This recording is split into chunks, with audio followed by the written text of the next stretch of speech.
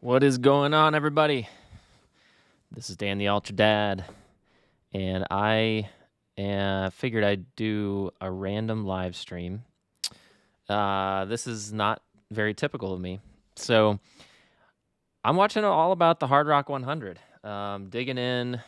I've been watching the I Run Far Twitter feed, and just obviously I'm not at the race. I had thought about doing that, but I am at home, and I am very interested in how things are going out there in Silverton, Telluride, Ouray, Colorado. So I thought I would try doing a last-minute live stream. So if you're here, definitely let me know. I'm going to be pulling up some of the tracking, talking about my thoughts about the Hardrock 100, and definitely if you're interested in hanging out, welcome to the live stream. So I'm actually going to pull up the stream itself on my phone here so I can see your comments, and see if you can even hear me or if anyone's even listening. So hold on one second. Let me pull this up and go ahead and see what is going on. Looks like I am live, and I've got 6 people watching. So there are 6 of you out there watching right now. So why don't you tell me, number one, can you hear me? Because I'm trying to make sure this mic is working. Hi, Kevin. Welcome to the live stream. And so let me know if you can hear me okay. Let me know if you can see everything all right, and if you have any questions about that. But most importantly, I want to hear if you can actually audibly understand me and hear me. So let me know. Kevin, you're one of 7. Welcome. Anybody else? There's 6 more people out there. Definitely mention who you are, where you're watching from. But this live stream, well, I guess I should start out. I am Dan. That's my name. And I am the Ultra Dad. That's my YouTube channel. I love running. You probably, if you're watching this live stream, you probably already know all those things because you've subscribed to my channel likely. But I'm very excited about the Hardrock 100, which is why I am talking right now, doing a completely random live stream. I thought it might be interesting for me to give some feedback, my thoughts about the race. Also try to interact with some of you. Maybe you, definitely some of you know more than I do about the race, and you certainly know more about ultra running than I do. So I'd love to hear from you. Looks like Kevin says loud and clear. That's good. And let's see. I'm looking off of the screen at my phone here. Oscar says, "What's the link for the live stream?" Yes, we can hear you. Oh, what's the link for the live stream? Are you talking about my live stream, or are you talking about the Hardrock 100 live stream? There is no Hardrock 100 live stream that I know about. If there is, definitely let me know because I don't think there is. Mike, hello from Lexington, Kentucky. Little known fact that not many people know, I don't think.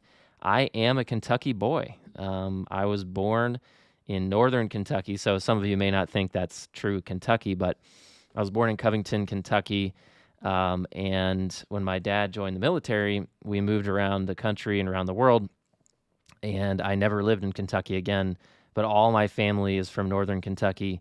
I landed in southern Ohio, so I'm kind of a crossover from Kentucky, but anyway, Oscar, watching from Costa Rica, place of the hot and humid trails. Oh my gosh.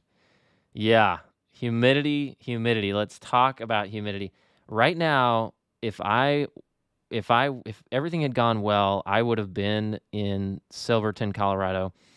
I would have been watching the race, and it is not humid there that I know of. It's very dry in Colorado, much drier than Ohio. So I can definitely empathize with you, Oscar.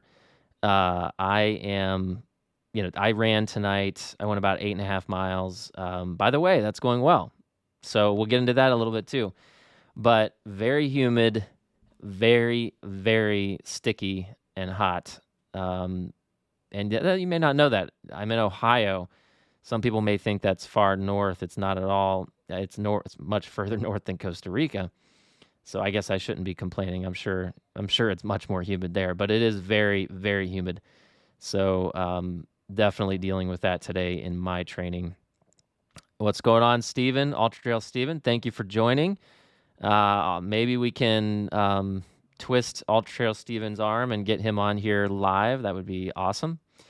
Maybe not, though. That's okay, too. he can just be a viewer for once.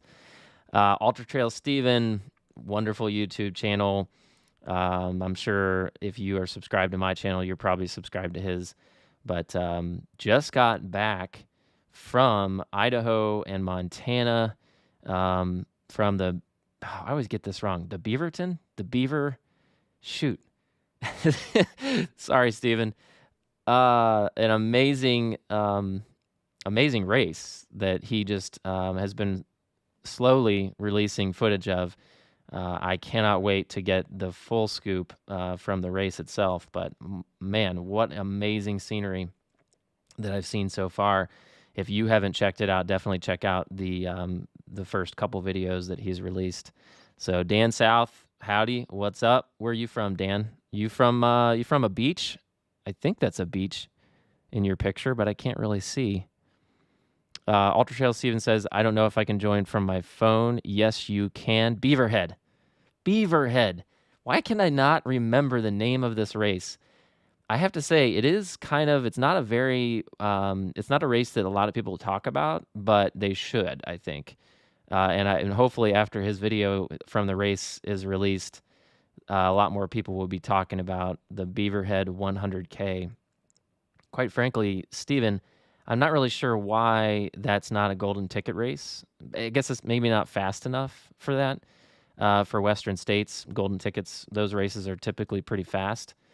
But I don't know, man. I think that the Beaverhead 100K is incredible so far from what I've seen. Also, I almost went to that race, as Ultra Trail Steven knows. That was kind of my first plan for the summer before I changed that plan to go to Hardrock, and then ultimately Wasatch in Utah. So there's been a bunch of iterations for my summer. But anyway, the Beaverhead 100K sounds amazing, and I can't wait to see that video. Ultra Trail Steven, you can join if you like. You just need to search me on Skype and give me a call, and we should be able to get you linked in if you want to join. You know how it is using OBS. I will try my best on the fly to do it. I'm sure we can. So give me a ring. I think my name, and now everyone on the internet will know, that's fine, I don't care. I think my name is Ultra Dad Dan is the name on Skype. So if you want to Skype me, I'll try to hook you into this live. So feel free to go ahead and do that if you want. Dan South, Cincinnati. There you go. Oh, now in Mobile, Alabama. Okay. Talk about, yeah, that's true. Down south, us people up north in the in Ohio and other northern states probably don't have a whole lot to complain about, but I guess I do anyway from time to time. See, down in the river valley, the Ohio River Valley, which is kind of the southwest corner of Ohio, it's definitely very, very humid in the summertime. But yeah, I mean, definitely, it's not nearly as humid as Costa Rica and Alabama, for sure. So, but you're from Cincinnati. That's awesome. That's that's the city I really call my home. So, I went to college. I went to high school in Dayton, Ohio, and I went to college at Miami University up in Oxford, Ohio. And I'm sure Dan knows all about Miami University. So the leader's just about to the top of Handy's. Incredible view from there. Yeah, so let's get in here. If Ultra Trail Steven wants to join up, he's welcome to. No pressure, Steven. You can just hang out if you want to. But let's pull up. Let's see if this will work, first of all.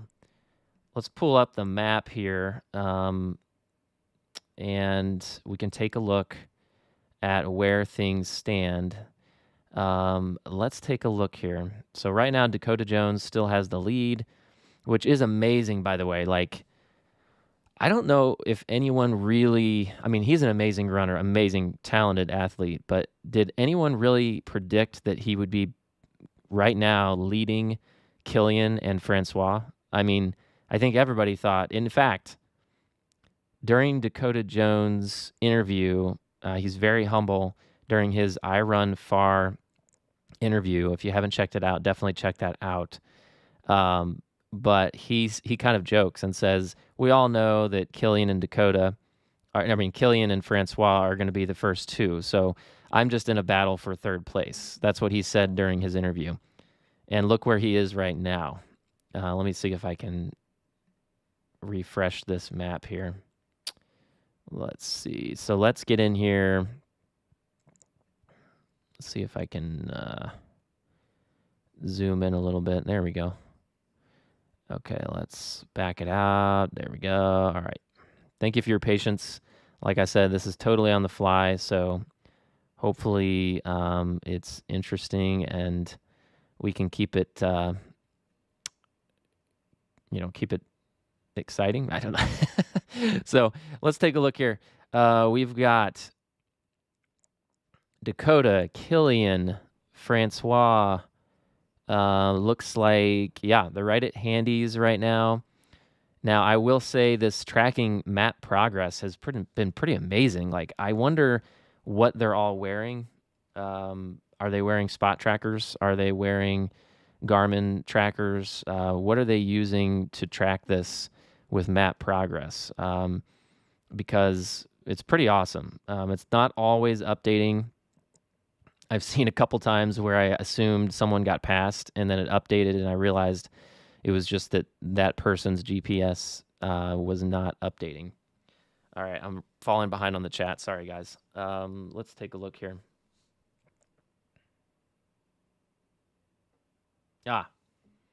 Ultra Trail Steven, that's okay. Hopefully you can hang out a little while longer, but no problem if you can't join in. No big deal. Although I'm going to blame you if my voice goes out because I'm the only one talking. So I'm just kidding, man. So Dan says the leaders to the top of handies. We just showed you that. Trails of an Old Runner. Welcome. You're in Silverton. Oh my gosh. We actually have beta. We have someone there in person. That's great. Cool and comfortable here. Lots of rain showers with thunder and lightning throughout these mountains the last hour or so. Wow. All right, Trails. First of all, Trails an Old Runner, what's your name? I don't know if we've ever chatted before. If we have, my apologies. But definitely, what's your name? Are you watching the race? Are you on the course? That's what I was kind of hoping was somebody would log in and chat about what they're actually seeing. So if you are, that's awesome. Let us know. Fill us in on what's going on. Kevin says, just did a short run in the Bay Area. Perfect weather for summer running. Wow. The Bay Area. Oh, my gosh, Kevin. I assume we're talking about San Fran. That is amazing. That's really cool, man. The weather out there, just the scenery is just spectacular out there in San Francisco. So I'm glad you're having a good time running. Let's take a look. Okay, let's not get too distracted here. Looks like now Francois is ahead of Killian. Let's back out and see where Dakota is. Okay, so if you've been watching on this tracker, if you have, mention in the comments below. It's really cool, this map progress. It looks like Dakota Jones it's kind of hard for me to tell. I'm sure there's a way for me to tell as far as, okay, there you go. 100 meters, 500 feet. Man, they are really pretty close to each other. You can see down here, I don't know if you can see my cursor or not, but you can see down on the lower quadrant of the screen, it shows you kind of the elevation profile that they're going at right now. I've also found if you click this here, you can see the top 10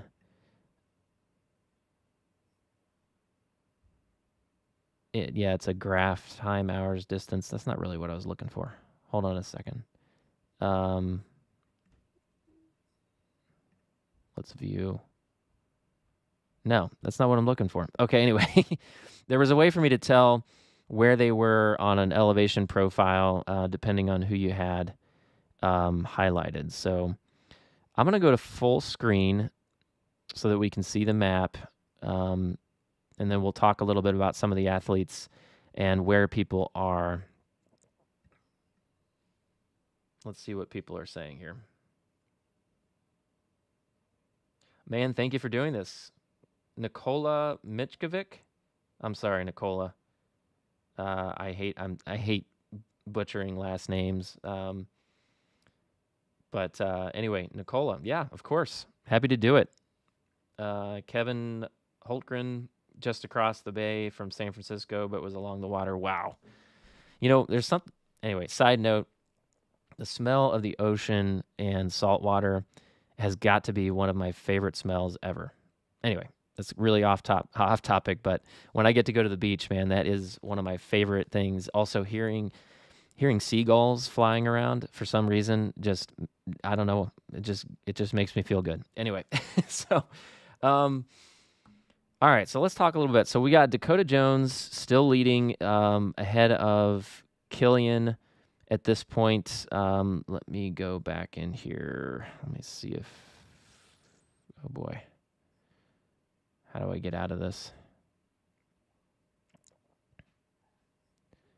Well, I'll zoom out a little bit and we can try to see. Okay, so Daniel Jung, is it Jung or Jung? I believe is he German? Or is he Dutch? He might be from the Netherlands. I don't know. No, sorry, I'm giving you bad information, but I did see his interview.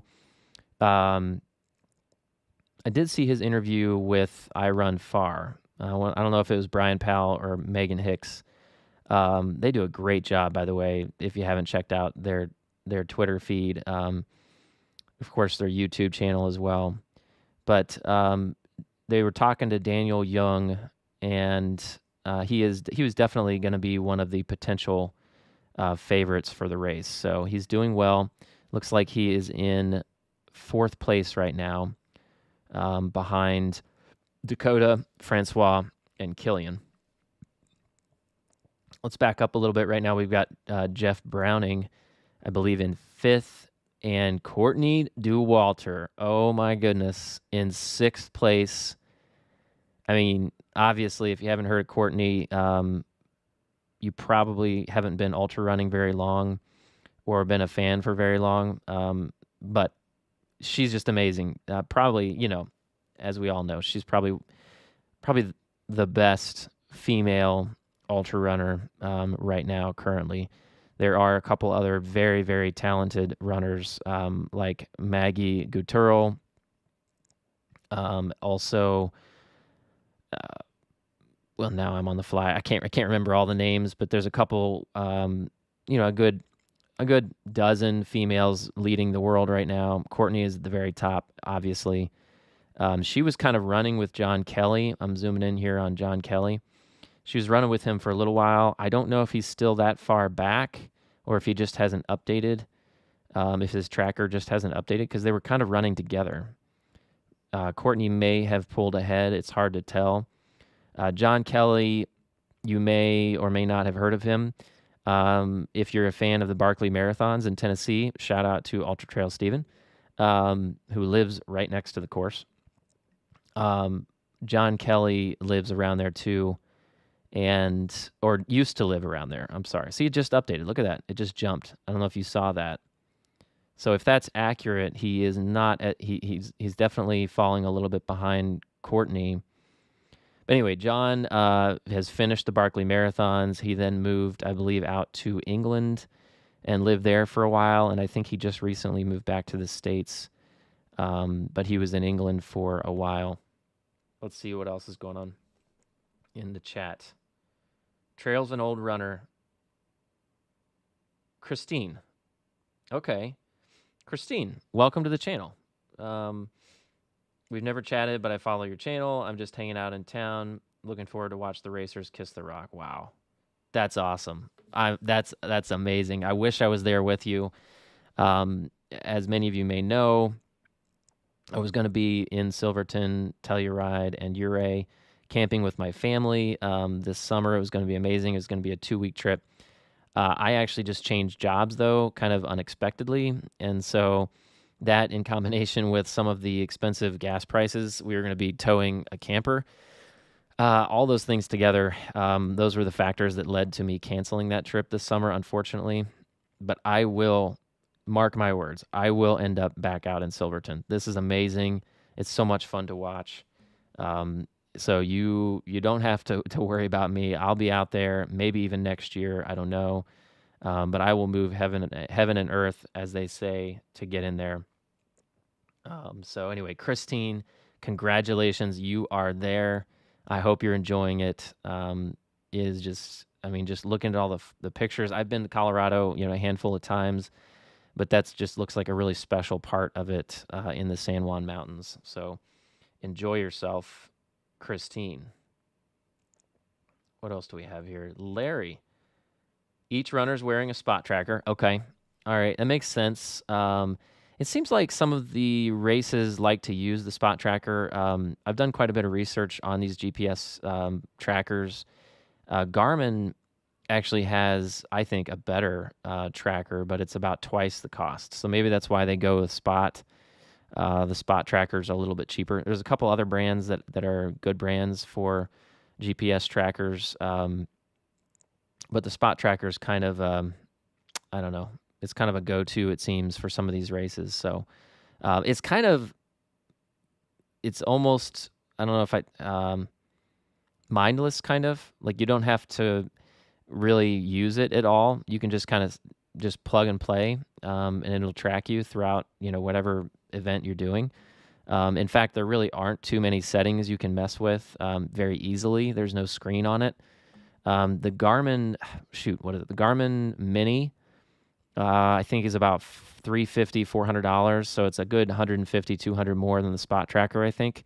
Don't quote me on that, but that has more options. Like, it has a screen that you can get into, and you can kind of change things on the fly. With the Spot tracker, I believe you have to have your phone, and I'm not even sure if your phone can really link up with it. Maybe it can now. One of the earlier versions, I don't think it had Bluetooth. But anyway, so Spot trackers. Wow, we are getting way off topic.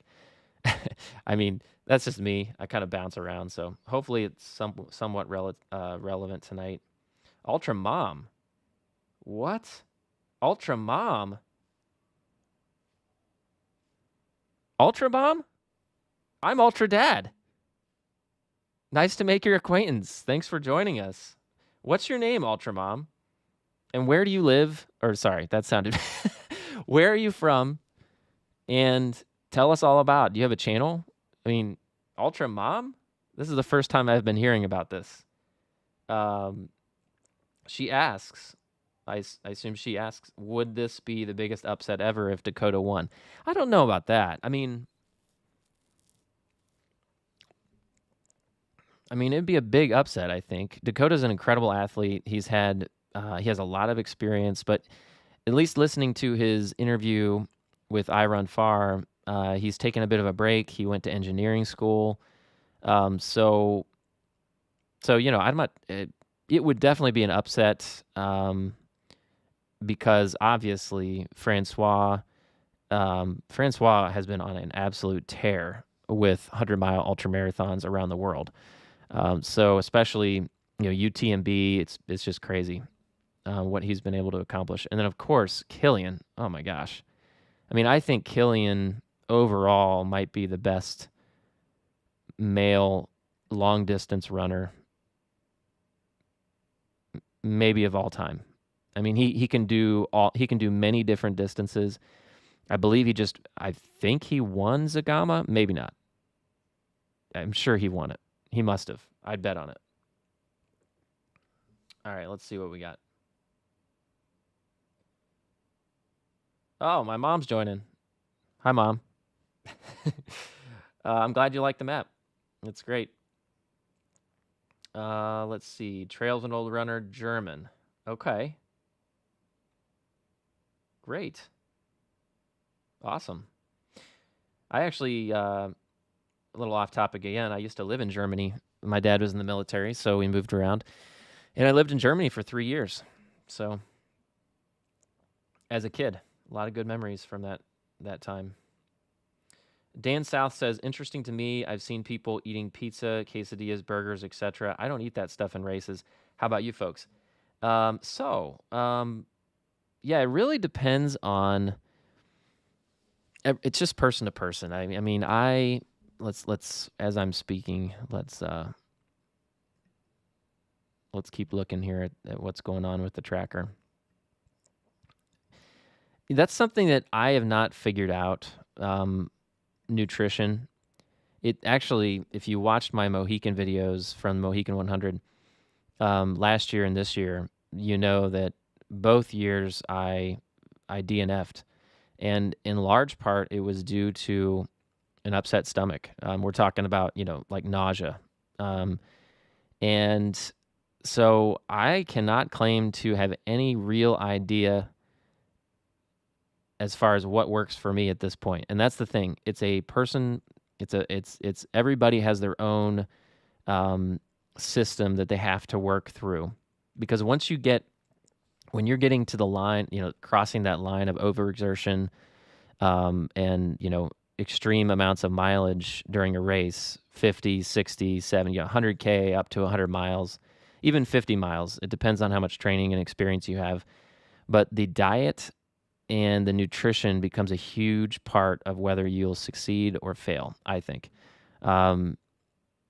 So, I just totally was wrong. I finished last year's Mohican. I don't know what I'm talking about. I finished that race, but I did go through a huge amount of nausea for sure. But this year, just about a month and a half ago, man, it was terrible. I had to quit. I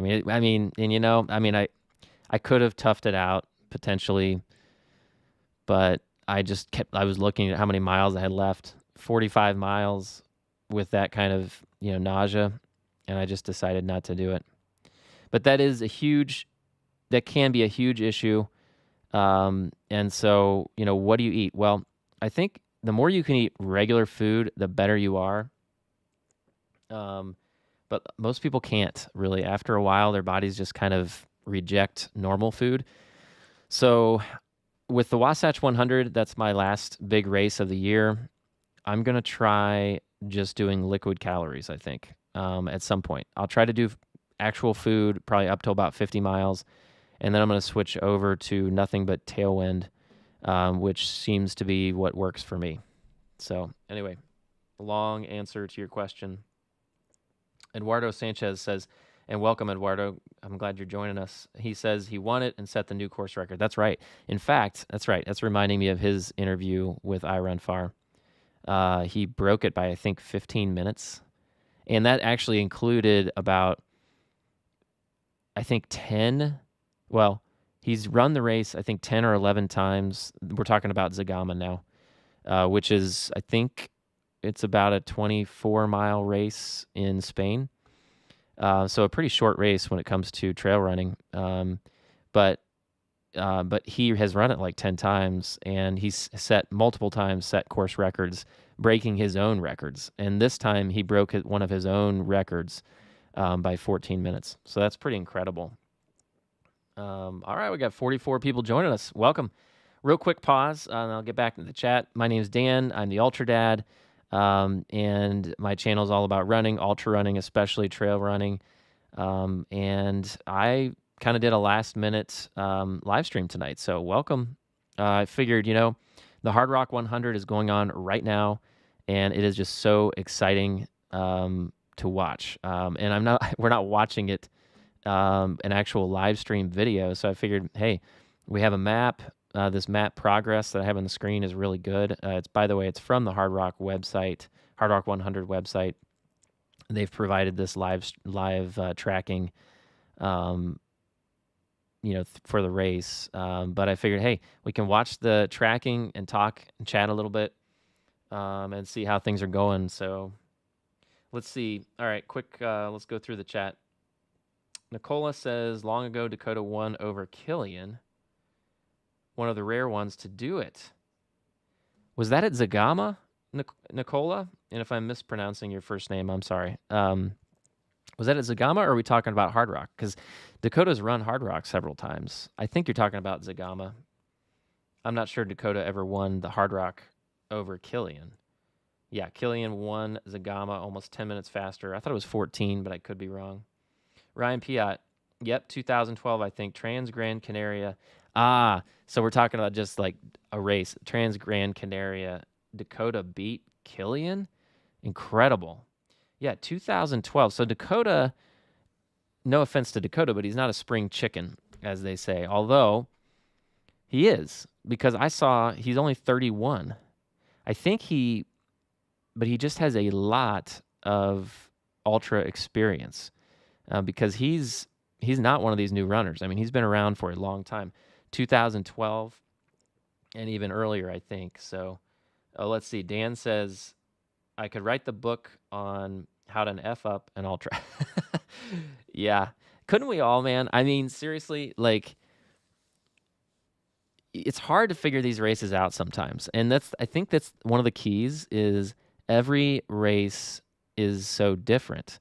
You know, whether you're talking about the terrain, whether you're talking about the weather conditions, the temperature, the time of year, and sometimes even each race can be like a microcosm of itself. Like Hardrock this year is extremely dry.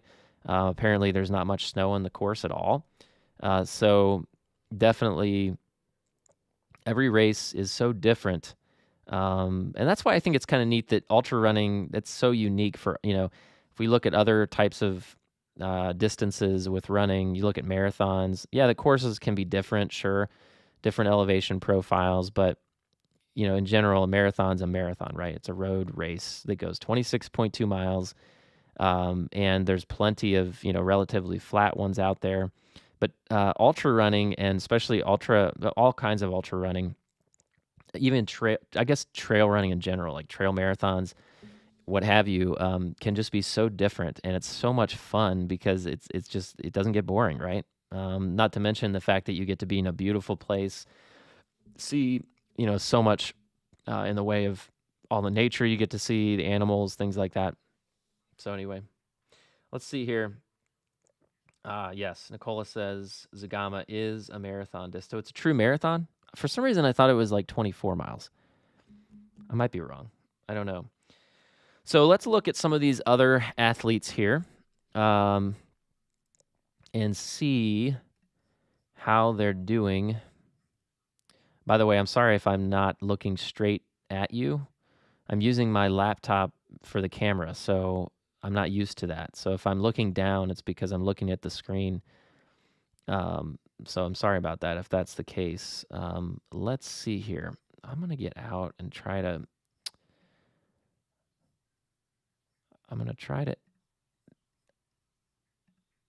Okay, here we go. All right, let's take a look and see where we're at right now.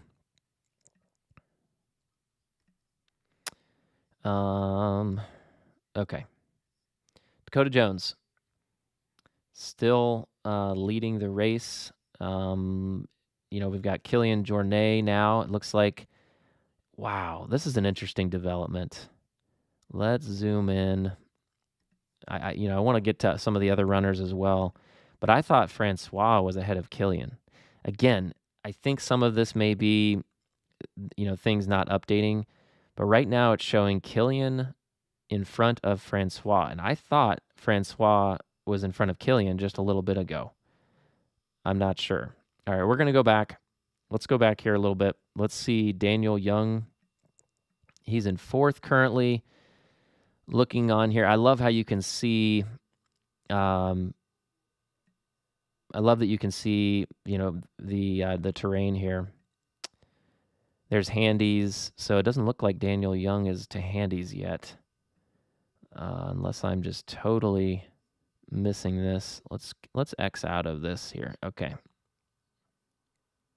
And yeah, there he is. So Daniel Young is not to handies yet. It'll be interesting to watch him. Jeff Browning is now in 5th place. So he has been ahead. I mean, I thought this is what I was going to point this out earlier. There was a time where I thought Courtney Dauwalter and John Kelly had passed Jeff Browning. Jeff Browning, as we all know, is his nickname's Bronco Billy. But I was wrong. So I was getting concerned. I was like, what's going on? Is Jeff having issues? And then I realized that the GPS hadn't updated. So look at that, though. That's a pretty big jump there. And again, so it's like, do you know the difficulty here is you're looking at, you just saw Courtney jump, but it may just be that her tracker just updated and Jeff's tracker may not have updated yet. So in the end, sometimes when it comes to actual gaps between runners, you might need to wait to look at the Twitter feeds from iRunFar, which they're doing a great job, by the way, on this race. I'm really, really impressed. It seems like every single aid station, they're giving very frequent updates and things like that. I tried to bring in the iRunFar Twitter feed, but I had issues with getting it to load. So, all right, let's take a look here. So we got 48 people in the chat. If you have not entered anything in the chat or let us know where you're watching from, definitely mention something down below. We'd love to find out who is watching and where you're watching from. Just a quick update. I was going to be at this race at the Hardrock 100 this year, and I will be there at some point in the future. It did not work out this year for me, so I figured, hey, what's better than getting a chance to chat with all of you as I watch a constantly updating GPS screen. So, and I'll be monitoring the iRunFar Twitter feed as well for updates. And if you see something that I'm missing, let me know. So let me tell you a little bit about the trip I was going to do. So we were going to spend a couple nights in Silverton before the race began, and then as soon as the race began, we were going to drive up to Ouray for about 4 days. So we were going to hopefully catch the runners as they came through Ouray. It was going to be a really, really epic and really awesome. So yeah, we're definitely going to do that at some point. But we were going to do that, and then the week after the race, I was going to get some drone footage, because you can't do drone footage during the race. There's some very, very strict rules about that. And then we were going to drive back to Colorado Springs and check out Pikes Peak. So that was the plan. Didn't come to fruition this year, but it will happen at some point. It definitely will. So, and we'll talk more about my plans in a little bit here, but for the Wasatch 100 in Salt Lake City, Utah. So that's definitely still happening, and we'll get into that a little bit. But before we do, I want to mention a couple of these other runners. So, well, that's pretty cool, man. Like this live stream's working out okay. I wasn't sure if there'd be enough to talk about, but man, I guess you put me in a room by myself and I can talk for hours. So anyway, if you want to talk about something else, let us know. If you have any questions in the comments below, definitely mention it below. I'm just going to be hanging out here pretty much as long as I can until my my mouth stops moving. No, until my voice gives out. So actually, on that topic, let me take a quick drink here. I was hoping to have some beer tonight, actually, and I might run up and get a glass of wine. We'll see. But I ran out, so we don't have any beer to enjoy tonight. All right, let's talk. We talked about Bronco Billy, Jeff Browning, and that guy, incredible. Like, he's living the dream, man, I think. And I don't know what he does as a profession. He is a sponsor, obviously. He is a sponsored ultra runner athlete, and it has been for many years. He's sponsored by Ultra. He's an Ultra, but he's sponsored by Ultra, ALTRA. At least he was, unless that's changed. But Jeff's awesome. I actually got to see Jeff in person. I ran the Run Rabbit Run 50 miler in 2018, I believe, and he was running that race with Jason Schlarb. I believe Jason won that race, as well as Kyle Piettiari. Piettiari? I know I'm mispronouncing that. Sorry about that, Kyle. But the three of them were leading the race. Jason Schlarb, I think, ended up winning the race, but Jeff was there too. And actually, so we were beginning the race running up Steamboat Springs. That's where the race is held, the Steamboat Springs Ski Resort. The beginning and the end of the race, you go up the mountain and then down for the end. And so we were beginning the 50 miler going up Steamboat Springs, that mountain. And the three of them were going down the mountain, finishing the 100 miler because it starts the day before. And I gave Jeff and Jason and Kyle a high five as they ran past. And then which was awesome because I was just getting into ultra running. I don't think this channel hadn't even really begun. That was the first race I put on the channel. But so anyway, it was awesome. High five as they were running down the mountain. And then I went on to finish the 50 miler in I think about 12 hours, which I feel pretty good about. It's a mountain race. But he was down there having a beer or two after the race, and I actually said hi to him, and that was really cool to chat with him just for a minute or so down at the base of Steamboat Springs at the Run Rabbit Run 2018, I think. Man, time flies. It's been crazy. So much has happened since then, right? So anyway, that's Jeff Browning. I've always been a big fan of Jeff ever since that. Courtney Dauwalter in 6th place, right behind Jeff Browning, and then John Kelly. John Kelly, again, I think I mentioned this before. I guess I can't really gloss over Courtney. Courtney is, I think, the best female ultra runner in the world. I'm not sure that's even debatable at this point. She won UTMB last year. She still hasn't. Well, did she win Western States or did she DNF? Does she still have to do that? I can't remember. Maybe she did. I think she DNF'd 1 year, and no, I don't think she's finished Western States yet. But she's won so many races. She's won 250 milers. It's incredible. She's in 6th place right now, leading the women in this race in the Hardrock 100. Luke Nelson, he's an interesting runner. I'm sort of familiar with Luke. He actually ran the Wasatch a couple years ago, along with Jeff Browning. Jeff won, but Luke is a really good runner. I don't know who he runs for as far as sponsorships, but he's definitely seems to be in the mix if he's running a race. John Fitzgerald. Somebody on Twitter said he's a really great runner. I don't know anything about John, but that's great that he's in 9th place right now. Jason Koop. A lot of people know Jason Koop. He's a very famous podcaster. I'm not sure he does a YouTube channel, but he also is a coach, and so he's doing great. 12th place. I didn't know. I mean, I figured he was a good runner, but I didn't know he was a 12th place Hardrock runner.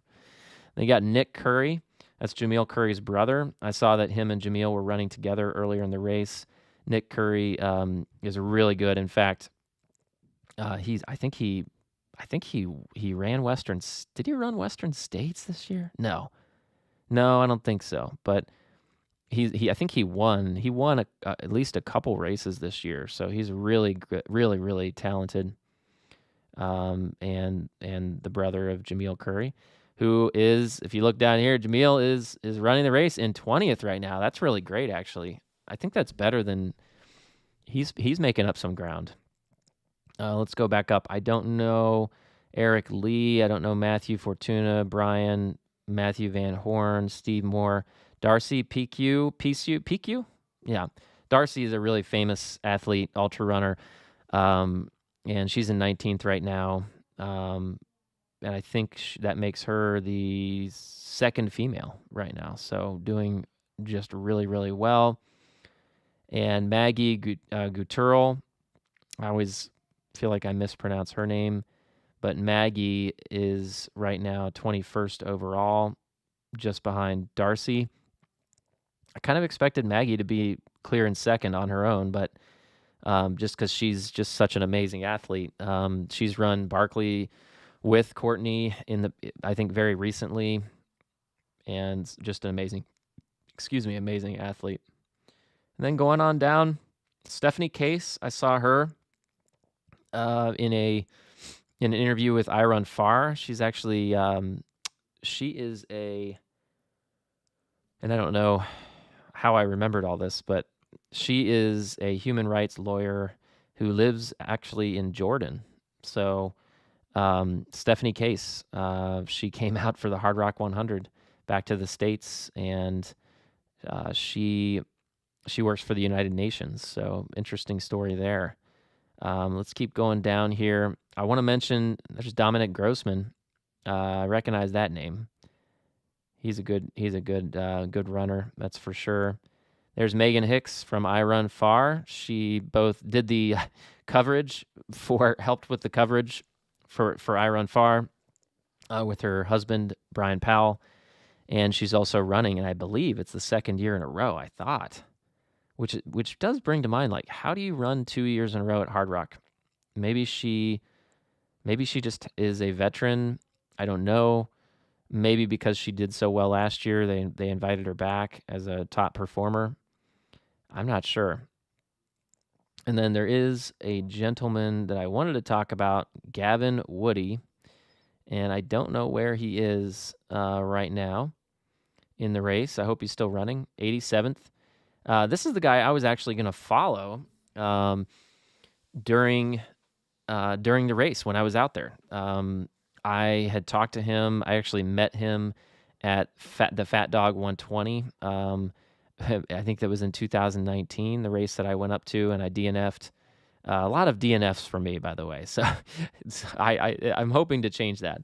But just an amazing, beautiful race. Gavin is he was an Army officer for many years, but he works. He's an executive of a company, but he's a veteran, and I was going to follow him as a veteran, and just kind of just to bring some of the veterans out to the forefront. He's an incredibly tough guy, really good guy, but just one of the toughest people. And I don't really even know him that well, but he's run some amazing races, Gavin Woody, and I was just excited to follow him, and unfortunately it didn't work out. But I'm glad to see he's doing well. Looks like mid pack, because there are 150 right now. It looks like 140 or so runners running the Hardrock 100. All right, quick break here. Not a break. I'm still here, but from me just gabbing here. That's what we're doing here, though. This is a last-minute live stream of the Hardrock 100. Thank you so much for joining me. I'm Dan, the Ultra Dad from Ohio, wishing I was in Silverton right now because this race is awesome. And I'm so excited that we at least get to see the progress with map progress provided by the Hardrock 100. Let's get into the chat, see how we're doing here. Looks like D Hemp is from Fredericksburg, Virginia. D Hemp says, it is a surprise Dakota is out front. Yes, it is. Someone asked, I think Nicola asked, would it be the biggest? No, Ultra Mom asked, would it be the biggest upset in ultra running history if Dakota beat Francois and Killian? I'm not so sure it'd be the biggest upset. I don't know what would top it, because I think everybody who was looking at this race this year was thinking that Francois and Killian would be out front. They are just incredible ultra athletes. Francois, I believe, is basically like a 100-mile specialist. He's won UTMB, I think, 5 times. So this guy is incredible. And of course, you don't have to say much at all about Killian Jornet. His resume speaks for itself. So right now, it looks like Killian, as a matter of fact, is maybe leading this race. Again, it's kind of hard to know just because it's kind of difficult to know because of the updating. But if he's so close that his tracker may show he's in front of Dakota Jones, then he may be in front of Dakota Jones. So we're back here with Courtney, Jeff Browning, and John Kelly. Let's go back up to the leaders. Let me see if I can just, yeah, there we go. Let's take a look here and see what it's saying. Oh, I don't know. It looks like Killian may have a pretty decent lead over Dakota Jones with Francois even behind Dakota. That is not good news for Dakota when it comes to the potential for winning this race. Killian right now is at miles 65.58, and this was 2 minutes and 30 seconds ago. So how I didn't figure this out by now, I don't know. So it's saying it's been 2 minutes and 40 seconds since the last update. Dakota Jones, so that's 8 minutes ago. Well, they may be running together. I don't know. This is exciting. Anybody else excited? This is crazy. Hold on. I mean, let's take a look here at the chat. All right, Trails of an Old Runner. Shoot. Christine, right? I got to get back here.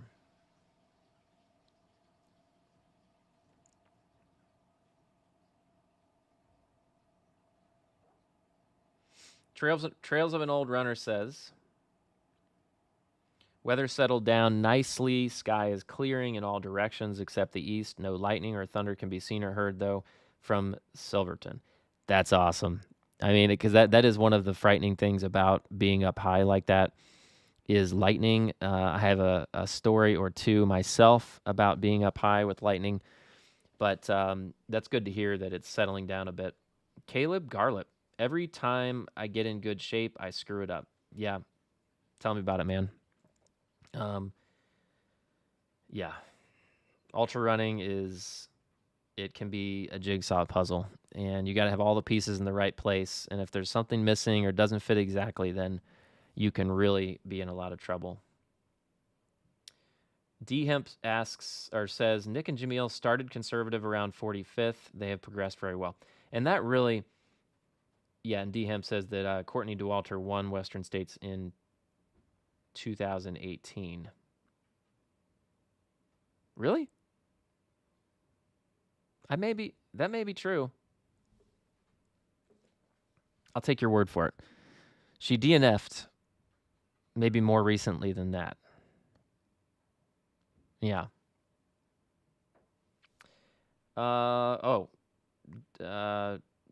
D Hemp saying, did Courtney pass Jeff? Dan South says Jeff's tracker's 14 minutes old. See, that's the thing. You got to see how old the tracker is. Let's see right now what Dakota.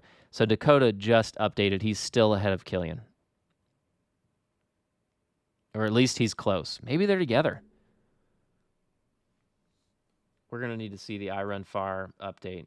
Dan South says, per iRun Far, Dakota's up by 2 minutes at Grizzly Gulch on Killian. Killian up 2 minutes on Francois. Okay, so they're all bunched together. 2 minutes means nothing in a giant race, 100-mile race like the Hardrock 100. So this is very, very exciting. What's going to happen here over the next 35 miles? It's really hard to know. Ish. I think it's over 100 miles. Let's see here. Yeah, let's talk a little bit. I guess we got to talk about Sabrina Stanley, and we will in a minute. She's an amazing athlete. I don't mean that to sound negative at all. I wish she was running. But, yeah, let's see here. I'm looking through the chat. Thanks, guys. This is cool. This is fun. Jose Alvarez says, Killian is the absolute GOAT. No offense, Walmsley. I agree with you. Jose. From a trail ultra runner, that's what I am. That's what I enjoy the most. Walmsley is fast. He's extremely talented with a fast, flat course. Now, Walmsley is going to be running a little race called UTMB at the end of this summer. I think. When is UTMB? August? And we are going to find out. This is his chance. I mean, he's had multiple opportunities. I love Jim Walmsley, amazing athlete. But we're about to find out. It's about to go down at UTMB. Let me tell you that. It's going to be exciting because that's not a flat course. But he is an amazing athlete. And I think if he does it right, he can prove a lot of naysayers wrong. But yeah, but focus on the positive, focus on Killian. Killian's amazing. I love how Killian has such a positive attitude. Like, I think like there was some interview where he's kind of like, I wasn't really racing. I'm just enjoying it, just enjoying being out on the trails. I mean, we're talking about like an elite ultra runner. That's his job. That's all he does. He's a sponsored athlete for Salomon, and he's just so chill about it. And that to me is amazing. So anyway, and that's probably honestly a big key to his success, because he just doesn't take it, doesn't let it stress him out. Let's see. What would this race be if Walmsley and Debo were here? Oh, yeah. So Debo, Dylan Bowman, he's amazing, really good athlete. I don't think, I mean, I don't know. I mean, that he's an amazing athlete. It'd be interesting to see. I think he's running UTMB. Someone confirmed that for me in the chat. I'm pretty sure Bowman, Walmsley, Sage Canaday is running UTMB as well. I don't know if Francois is or not. Is Killian running UTMB? I don't know. It's hard to keep track. Jose Alvarez, I believe Walmsley is going all in on 2023. This year, 22 is a practice run. Really? Because he moved out there, right? I mean, he's been living out there for months. But I guess that's the life of the life of a sponsored athlete, right? Man, that's a good way to live. Although, when your body finally gives out, that's got to be depressing. But hopefully at that point, you're set financially. But I'm not sure ultra runners are ever set financially. I mean, it's not like baseball or football or these big sports where you make millions. But hopefully there'll be something for him. Debo's going to be new daddy, so no UTMB. That's what Dan South says. Yeah. Let's keep your priorities straight, right? For sure. I've got 2 of my own, so they might even be watching. I doubt it. I've gone from, a couple years ago, I was kind of halfway cool dad to definitely not cool anymore, especially with my YouTube channel, even though I must say most of my kids' friends watch me, watch my channel, shockingly. But yeah, I'm not cool at all. But you knew that. All right, so let me see. I think I'm caught up in the chat. We got 59 people watching. Thank you so much for joining us tonight.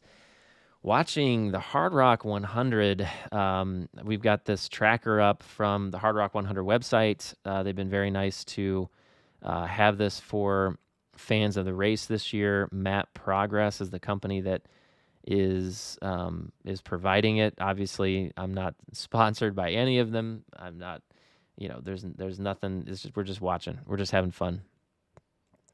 Yeah, I had to throw in that standard disclaimer. All of us YouTubers do that. I think we do it. It's almost like a compulsion. It's like we have to say it. If we don't, we get paranoid about, I don't know, copyright stuff. So yeah, we got Map Progress here. Let's take a look. Courtney Dauwalter in 6th place, man. She's a beast, man. I mean, I'm a big fan of Seth James Damore and his channel. Big fan. And you even see her training sometimes in his videos. Like he's actually crossed paths with her when he goes up to the mountains to get high. Um, when I say get high, of course, I mean get elevation, vertical gain. So altitude. So, but I've seen her in his videos occasionally, just kind of like in the corner of the screen jogging. That's pretty cool. So yes, she is in 6th place. You know, anything can happen at this point. So we are at like mile 65. So let me tell you a little bit about. We're not mile 65. Hold on. Let's see what Killian. 2 minutes ago, he was at mile 66. Okay, I was close. Let's talk about what it feels like to be at mile 66 at, your last 100-mile race. Well, the Mohican 100 was my last race, and I didn't make it to mile 66. So, but the last race I made it to mile 66 was Mohican 100 2021 edition, and at mile 66, that was about the time that I came in for my last loop. It's a 4 marathon loop race for a total of about 100 miles. And man, my body wasn't doing well. Like I was shaking. I decided to take a little nap, the biggest mistake ever. So I laid down for about a half hour, took a nap. When I woke up, my body was shaking just from fatigue. My muscles were all like convulsing. I was nauseous.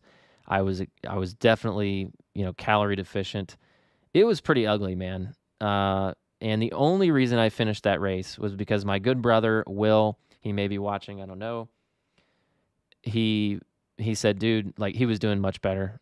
He's like, you're not going to quit now. You're going to limp your way to the next aid station, which was about 2 miles away. And when you get there, then you can quit. That is the only reason I was able to finish the Mohican 100 in 2021. My body was feeling really bad. So, and I'm sure it's going to feel that way at the Wasatch 100 in Utah, because when you add 9,000 feet of altitude, it surely can't feel a whole lot better, right? Maybe the altitude helps, right? Maybe I can think that. Let's see here. Harry, I'm not going to try to I'm not going to try to pronounce your last name. Sorry, I just don't want to butcher it. Harry P, we'll say. Should SJD be eating eggs off a plate while driving? That's pretty. That's a great point. But you know what? Like I've been there. I haven't actually eaten a full plate of eggs while driving. I've had coffee while driving. Of course, I eat while driving. I'm an attorney by trade, and so I do a lot of driving around from court to court. And so, yeah, I've been known to stretch it a little bit when it comes to eating and drinking things that probably aren't the safest thing to do in the car. But a full plate of eggs, and I loved how when he puts it on the video, it's almost like it's so nonchalant, like this is normal. Like he just holds the plate up with the fork on it and he's driving. And he's doing YouTube too. He's talking. It was funny, man. That was on his vlog a couple days ago, I think, or maybe it was this morning. I'm not sure.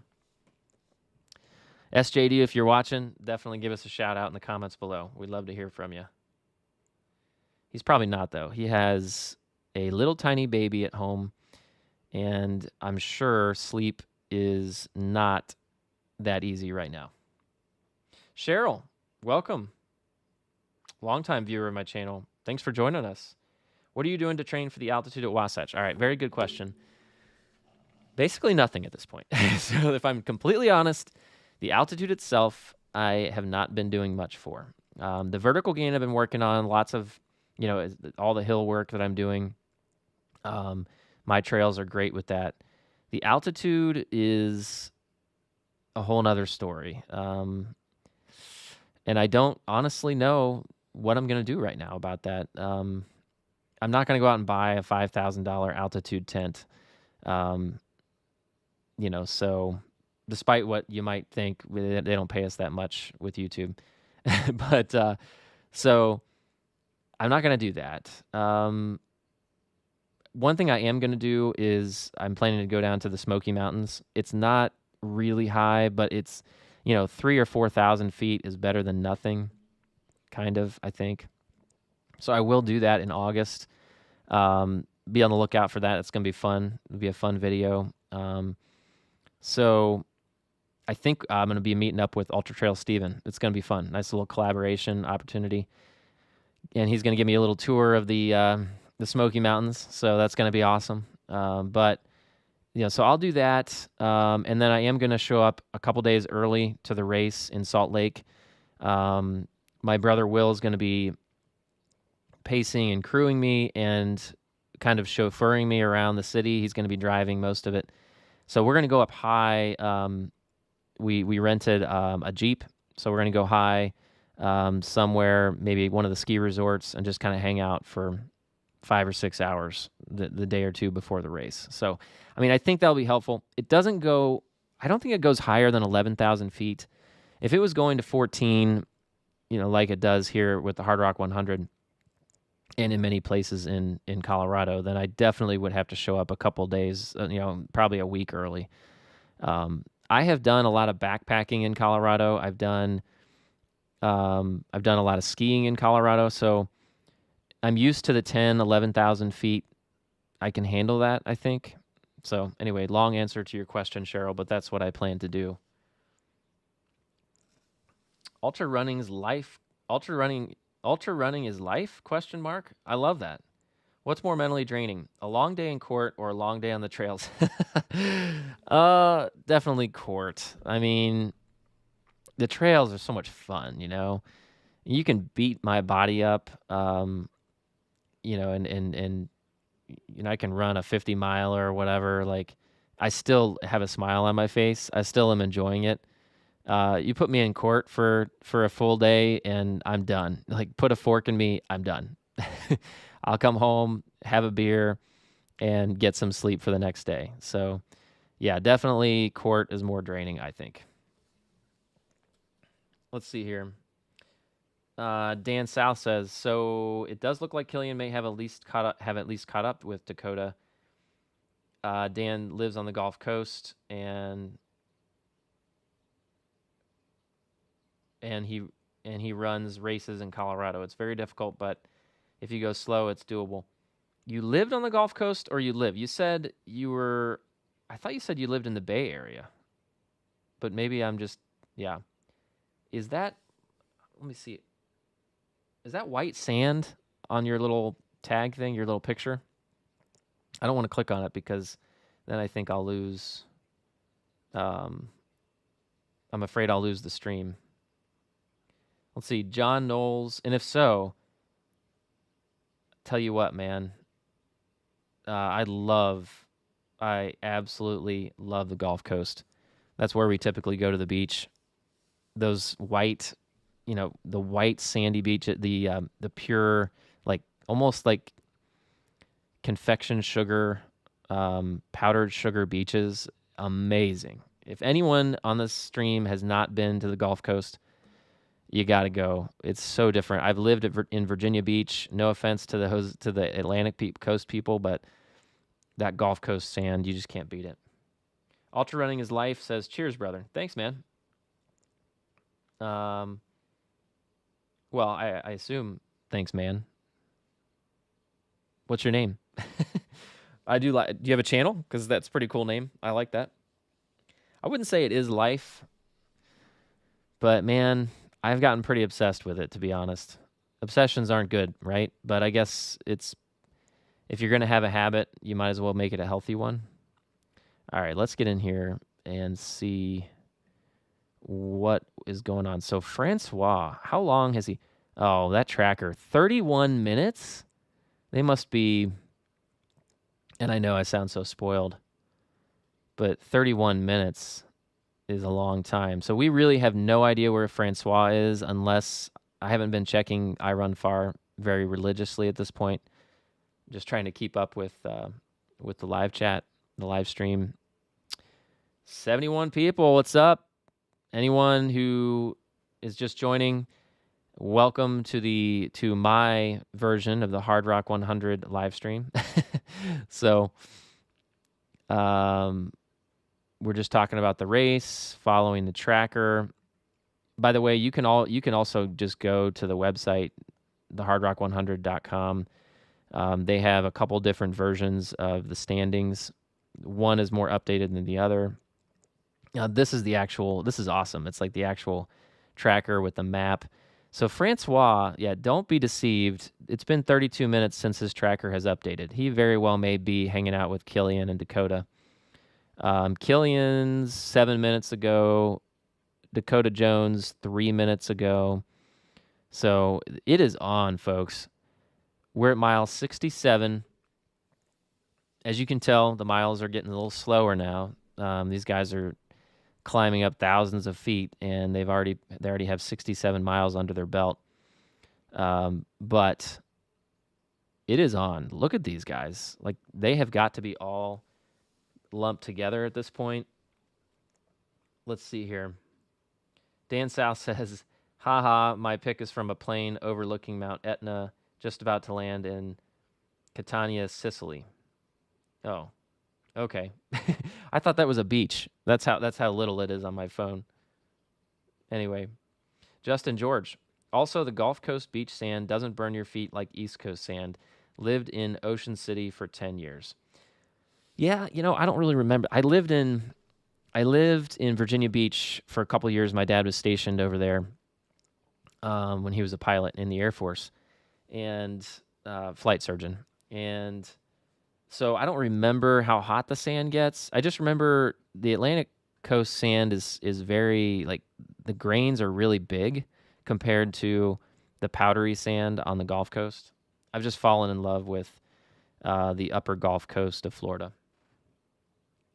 Cheryl says, Twitter says top 3 men are within 4 minutes of each other. Okay, so they're all lumped together. The tracker is way behind on Francois. Ultra running his life. Francois tracker is inside his pack. The only thing Free Trail talked about earlier. Huh. Is Free Trail doing are they doing a live stream? Is Dylan Bowman doing a live stream? Okay. Maybe he is. I didn't even care to, I didn't check. I probably should have. But welcome. I'm not trying to take anybody from anybody else's live stream here. Kieran Badka. I'm sorry, Kieran. If you had to bet 100 to win 200 out of the top 3, who would I bet on? And then Ultra Running's Life, they had one earlier for 2 hours. Oh, okay. So it's over. So everybody from there should be coming here, right? Just kidding. They probably had like thousands on there. Free Trails, it's awesome. They it does help though to be a pro ultra runner when you start a channel, right? That's all. Dylan sounds about to be just about the nicest guy in the world, so that's awesome. I'm glad he's doing well. If I had to bet $100, I don't know, man. I would say Killian. I think Killian's winning this race. I think Dakota has done really well, but in the end, Killian has experience with crushing people. Francois does too, so you can't count Francois out. But if I had to bet $100 right now, I would go Killian. That's just me. And I'm not betting $100. But ultra running his life. Debo is the man. He is, man. He just seems like such a genuine guy. I was so happy to see him. He won Hardrock last year, right? Somebody better correct me if I'm wrong on that one. Or was that Francois? He got second. Oh my gosh, this is embarrassing. I don't even know what happened last year. Somebody correct me.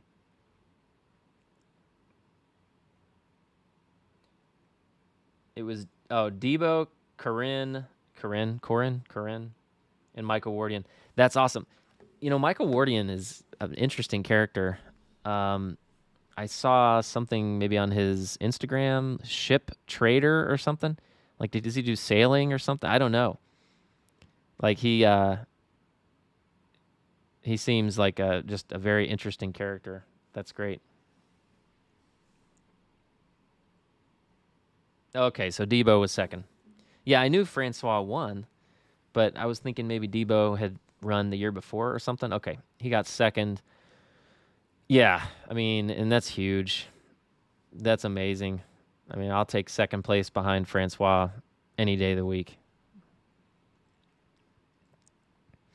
Let's see what we've got here. So right now, as it stands, yeah, Dakota, Killian, Francois, neck and neck, right? We don't really know they may be running. They're within a couple minutes of each other. Daniel Young, Jeff Browning, Courtney Dauwalter, John Kelly in 7th. Incredible. That's really good. Luke Nelson as well. We've got a good group up there in the top 10. John Fitzgerald. Anyone know anything about John Fitzgerald? I've just heard he's good. Matthew Urbanski. Don't know much about him either. All right, so I still haven't seen many chat. So does anyone else have any thoughts about what it's like to be at mile, where are we at now? Mile 67 in a 100-mile ultra. While we're at it, you might as well mention what your last 100-mile ultra was. So, and while you're doing that, I'm going to tell you a little bit about my Wasatch 100 plans coming up here in September. So let's talk. Number one, I'm going to the Wasatch 100. It's going to be taking place on September 9th, I believe. Let me just check my calendar here. Yeah. Oh, I don't know what happened there. Okay.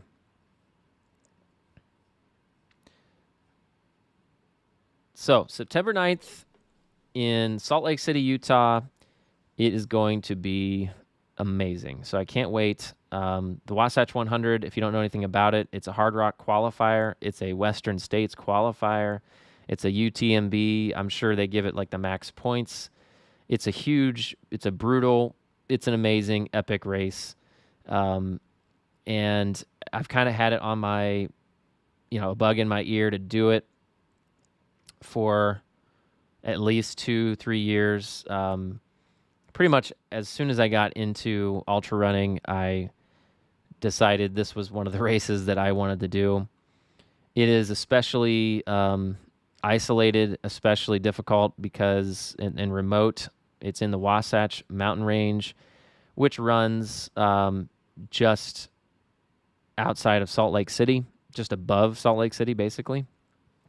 But it's a point-to-point race running from, I believe, kind of the just north of the city along the eastern side of Salt Lake City down to the south.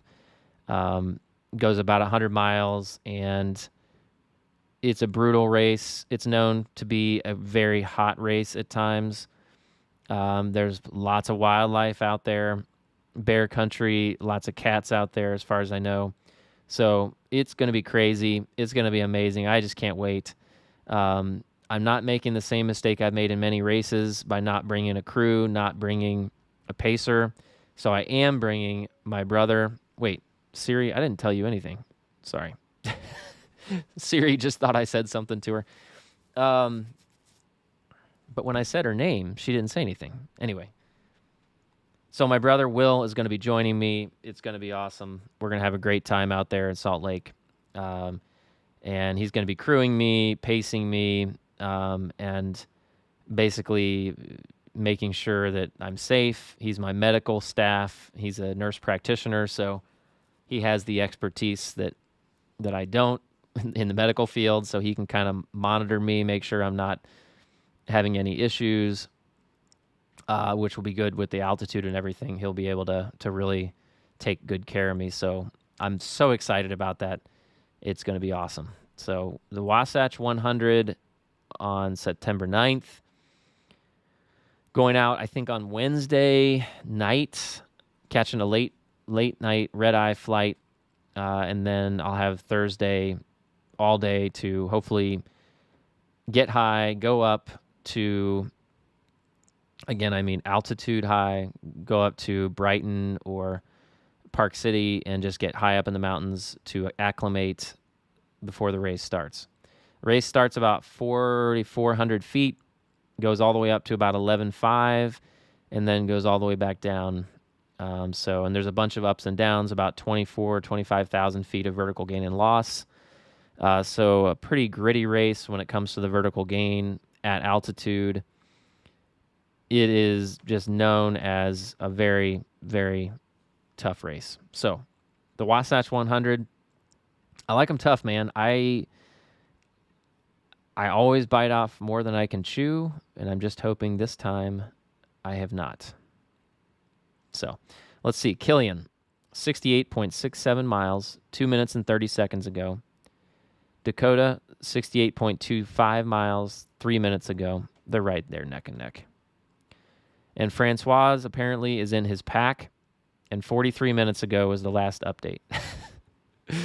So, hey, man, he's Francois. He can do whatever he wants. We're just watching. All right, so let's take a look here.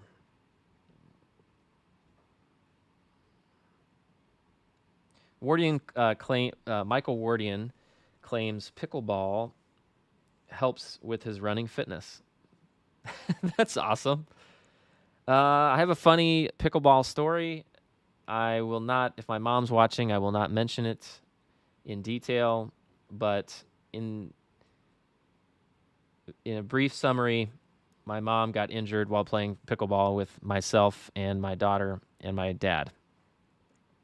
So it's no joke. Pickleball can be just a lot of fun, and sure, you can get some fitness. I'm not sure how it would help with an ultra marathon, but that was Ultra Running's Life making that comment. Dan South.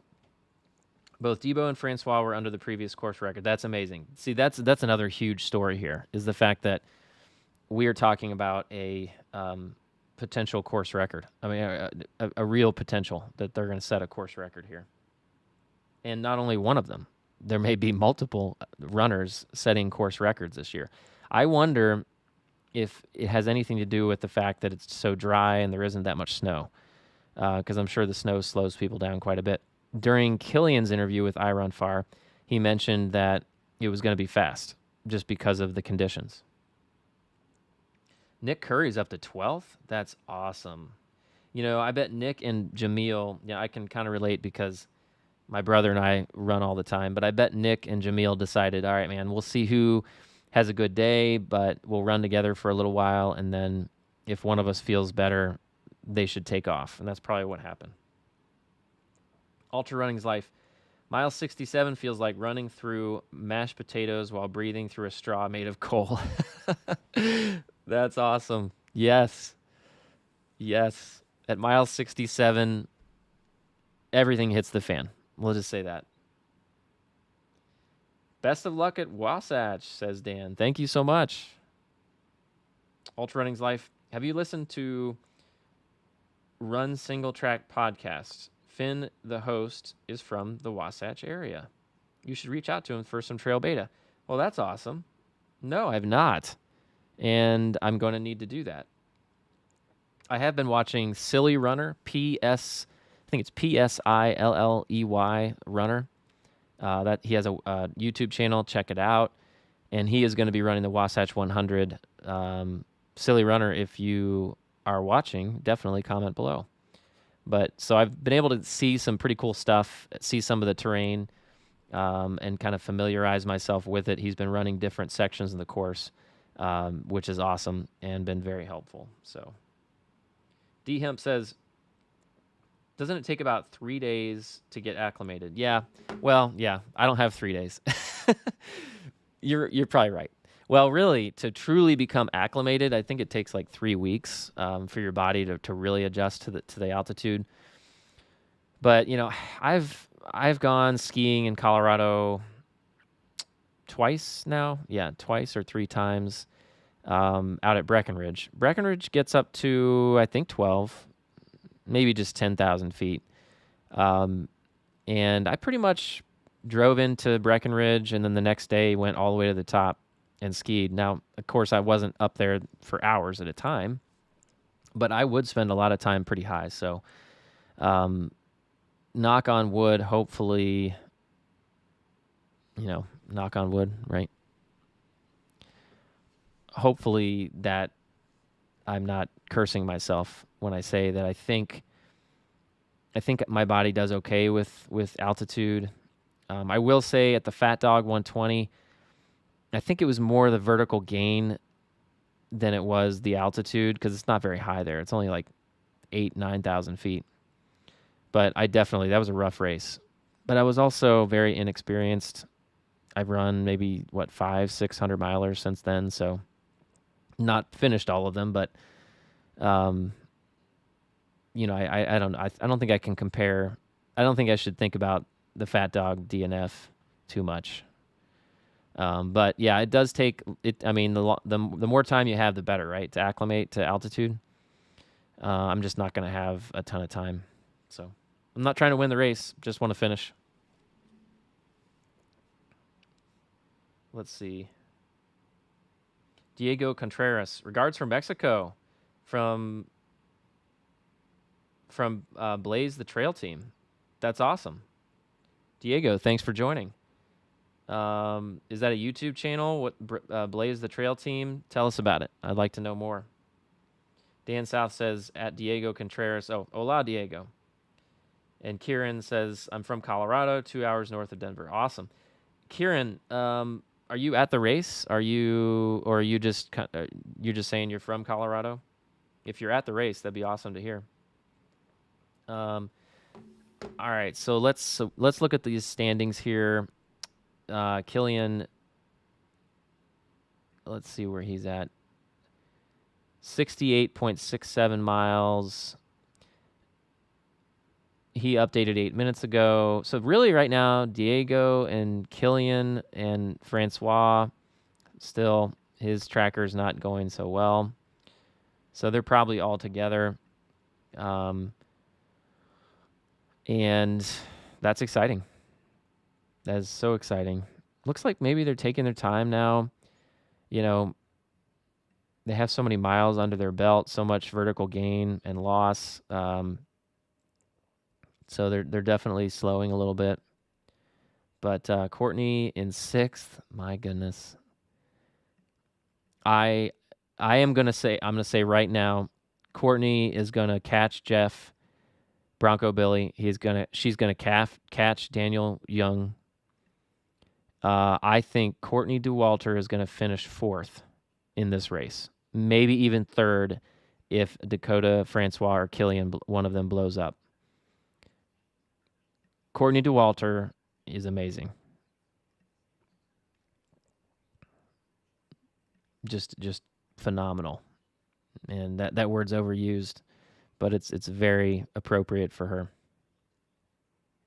John Kelly looks like he's in 7th still. Man, he's hanging on. That's great.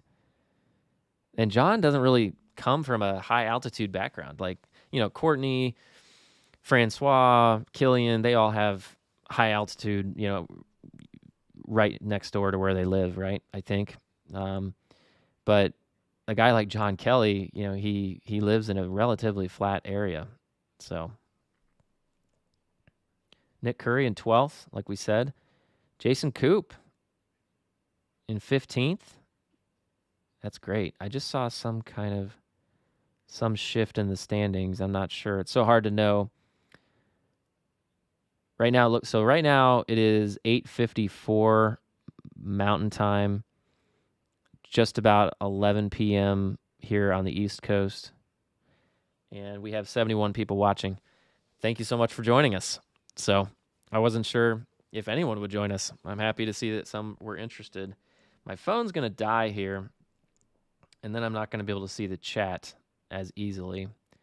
But I will try to bring it up on my computer when that happens. Let's see here. Did I go on mute? I don't think so. Can everyone hear me okay?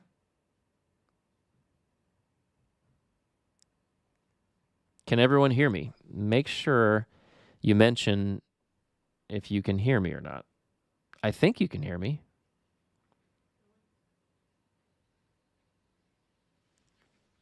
What?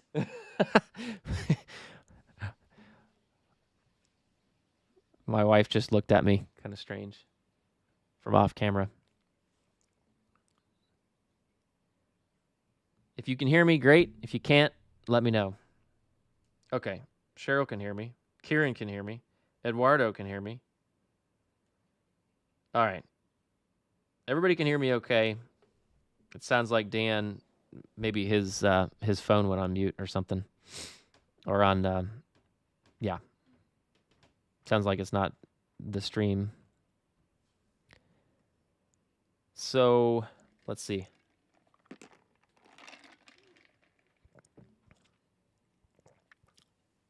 I am going to go on mute for just a second, though.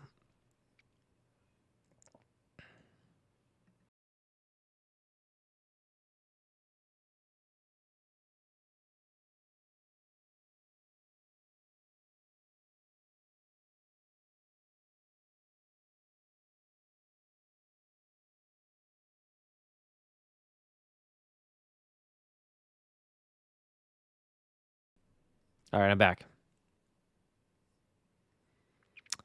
All right, let's go back here.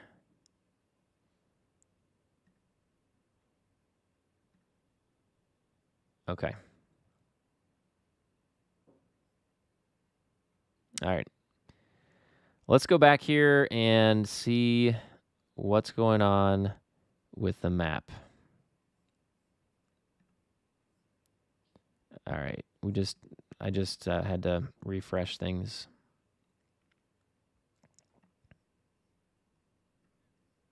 So let's take a look at the course here and see where the finish line is. So right now, let me just get the whole map here. There we go. This is the map of the entire course.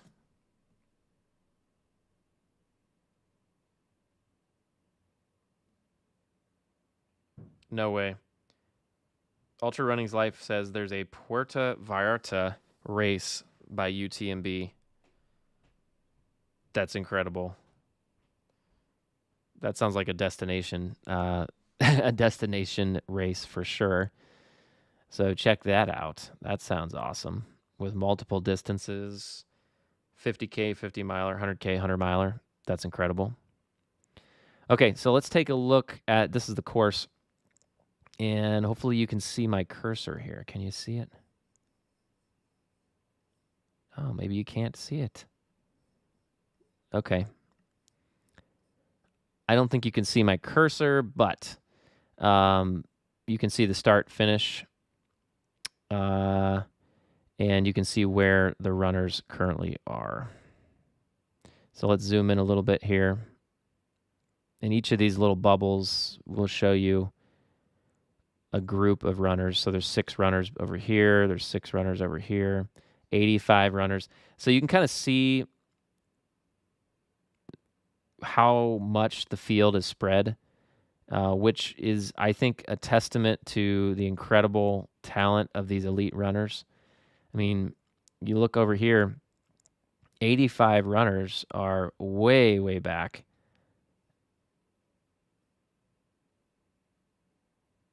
You know, 20, 30 miles back of the elites.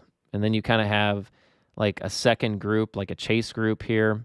That's the group with, the chase group is, I believe, like Courtney Dauwalter, Bronco Billy, John Kelly, and basically 5 through 10. And then you have the lead group up here, which is Francois, Killian, and Dakota Jones. So let's zoom in a little bit. Let's zoom out a little bit and take a look at the surrounding map. You've got the San Juan National Forest down around the middle there. The race starts in Silverton, so where the start finishes, that's where Silverton, Colorado is. And then this year, every year it switches. This year it went clockwise. Last year it went counterclockwise. This year it went clockwise, which takes it up through Telluride and then Ouray and then around to Handies, and around the eastern part of the course. So let's zoom in here and see what we have going on right now with the leaders. We have got Killian, Francois, Dakota Jones. They're all lumped together here. 2 minutes ago, Killian was still at mile 68.92. Francois was at 69 miles 7 minutes ago. Dakota Jones. I think someone just...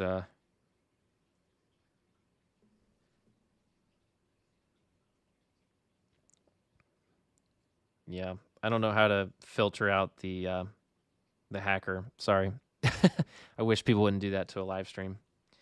But yeah, I have no idea. That's just like, who's the naked guy? No one's the naked guy. It's just a bot, basically. I wish there was a way. Maybe I can figure out how to... let's see. Remove. Report. Sorry, guys.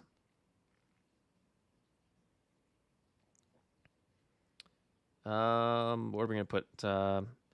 Explicit material. Report. We're going to remove it. Remove. Sorry, guys. Anyway, so looking at the course, just to...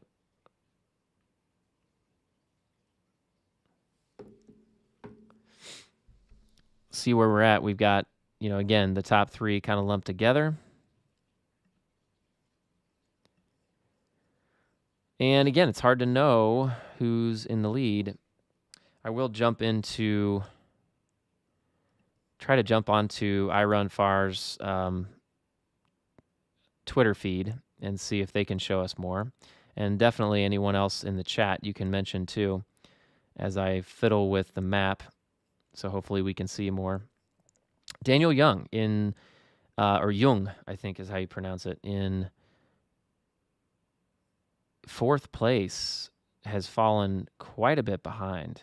And this says he was just updated 4 minutes ago at miles 62.87. So he's now a good 5 miles, 5.5. No. He's a good 7 miles behind the leaders now. So way behind. Looks like Jeff Browning is just about to Sloan Lake, or he's making his way to Sloan Lake. He is a couple miles behind Daniel Jung, and then Courtney Dauwalter is very close to Jeff Browning. Like I said, I think Courtney's going to pass Jeff at some point here, and we'll see. Let's see, Luke Nelson and John Kelly appear to be relatively close, although John just updated 44 minutes. It hasn't been updated for 44 minutes. Luke is about 6 minutes ago, so honestly, John's about 44 minutes ahead of Luke. John Kelly's probably right there with Courtney Dauwalter.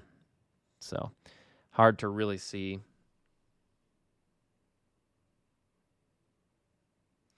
Tony Jackman, what's up?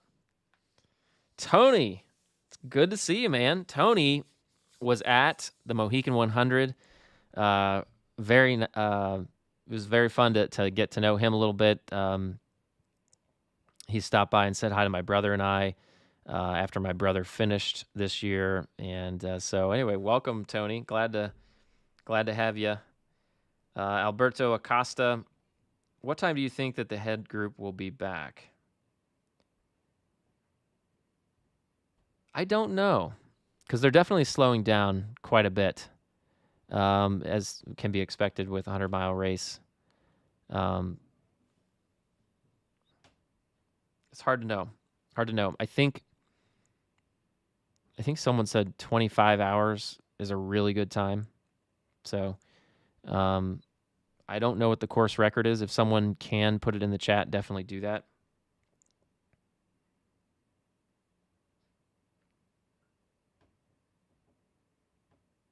Killian, Francois, and Dakota must be moving as opening the gap to Daniel Young. Yeah.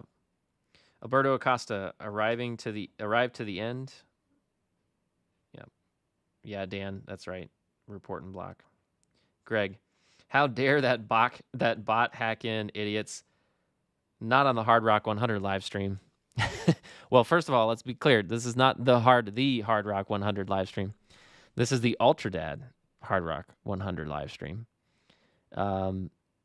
Certainly not affiliated with the race or anything like that. But that being said, how dare that idiot do that? No, it's a bot. I'm sure it's just like some computer program. But still. Maybe they like running. No, I'm sure they don't. It's probably not. It's definitely not a person, right? Ultra Running's Life says, Ultra Dad, could you guarantee us that you would lead the first 400 meters at Hardrock if you got selected to run? I guarantee it. Yes. No, I can't do that. I'd look like an idiot, right? Speaking of idiots. I mean, this, like overweight white guy with a bald head is sprinting ahead of the likes of Killian, Francois, whomever might be there that year, Courtney. Right. No, that's not happening. I can't do it. I mean, it's too important of a race. It's kind of sacrilege. I wouldn't do it. It's funny to talk about. It'd be very entertaining, but I'm sure it would really make people upset. So no, I couldn't do it. Especially since if I go out there, I would love to interview these people. So, I don't want to make them mad by acting like that. So probably not, but that is funny. Are you done yet? Oh, hold on just a second. I need to take care of something. 1 second.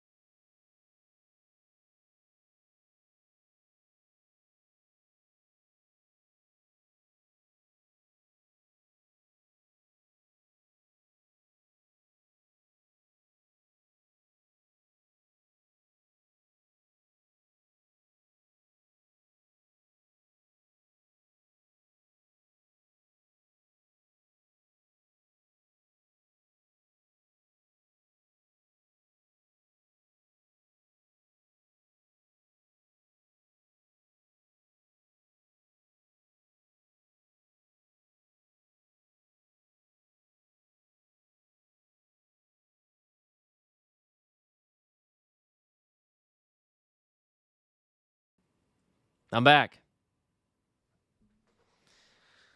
All right. So it's getting pretty late. I am going to keep this up, I think, for a little while longer, maybe for 20 more minutes or so. But this has gone well, though. Thank you very much for joining me tonight. It's been fun. And let's talk about it a little bit more, and then we'll Probably end it here in about 20 minutes. But let's see what we have going on. I don't really remember what I was talking about.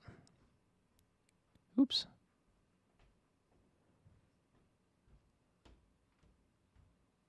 Let's see here.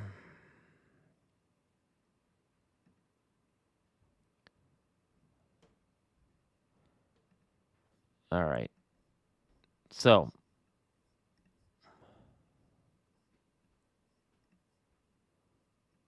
let's zoom back out and see how we're doing here. So we have Daniel Young 3 minutes ago at mile 63. And we have Jeff Browning just about half a minute ago at mile 61. What I'm wondering is how Daniel Young is doing and why he has slowed down quite a bit. It seems like to me. If you disagree with me, mention in the comments below. But I feel like Jeff Browning and Courtney Dauwalter are catching him.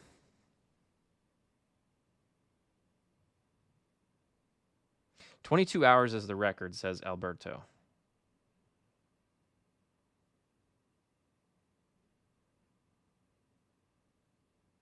"22:41 clockwise." Did Killian drop? No. No. No, Killian's in there. Ridge Runner, welcome to the stream. No, Killian's winning the race, as far as we know. He and Dakota Jones and Francois are lumped together here at the front of the race. I think his little tracker was kind of hiding itself.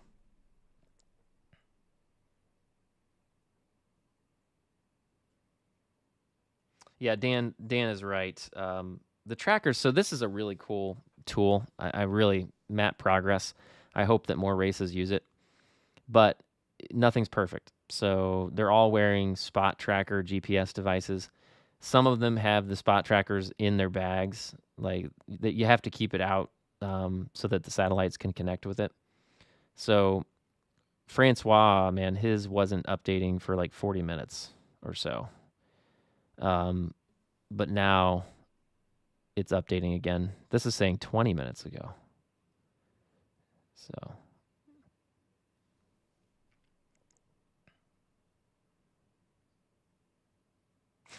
Alberto Acosta, absolutely awesome. 76 crazy guys listening to a race. I need to go to sleep. How we say in Spain, larga vida a los corredores. Saludos. All right, Alberto, thanks for joining. Have a great evening. It was fun having you on.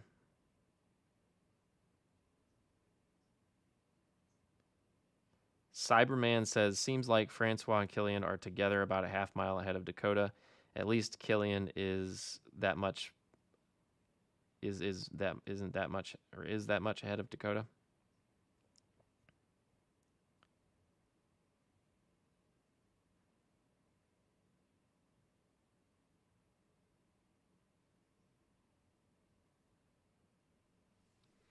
Got a nice group here. Thanks again for joining.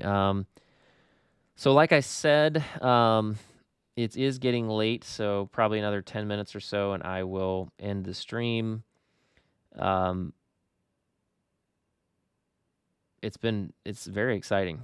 I mean, this race has been a lot of fun to watch. Oops. I hope I didn't just make a loud noise. Sorry about that.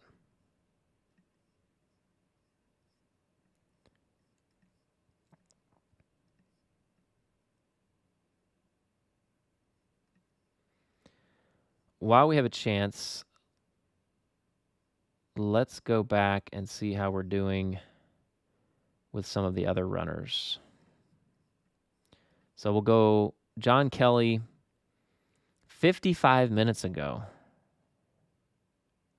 His tracker hasn't updated. I really like to know where John is right now. Luke Nelson, 17 minutes ago, was at mile 57, so that's also not updated.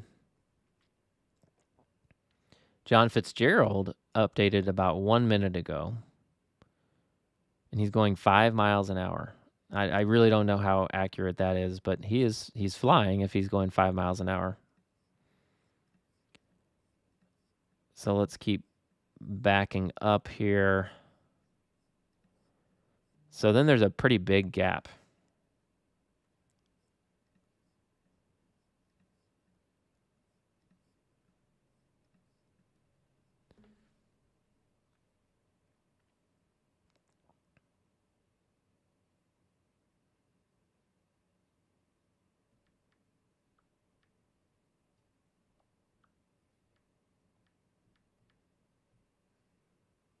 I'm just messaging Jeff Pelletier, who is out there in Silverton. Or, no, he's in Ouray right now.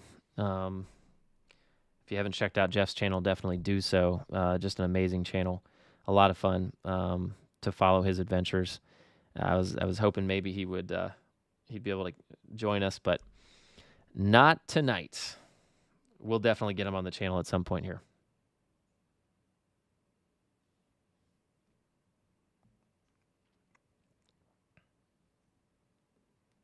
John Alba says, I'm just going to watch till the end.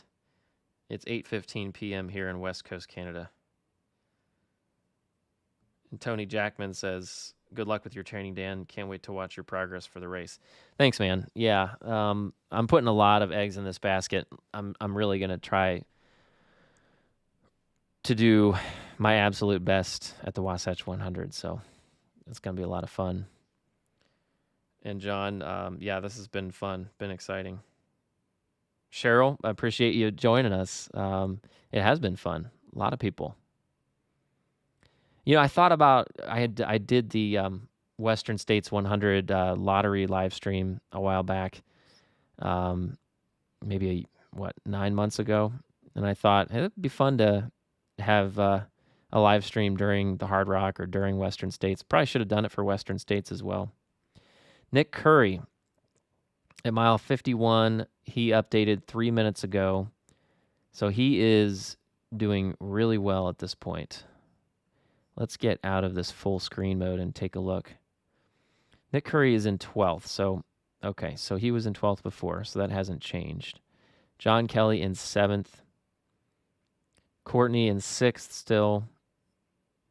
Let's go back to the big screen again.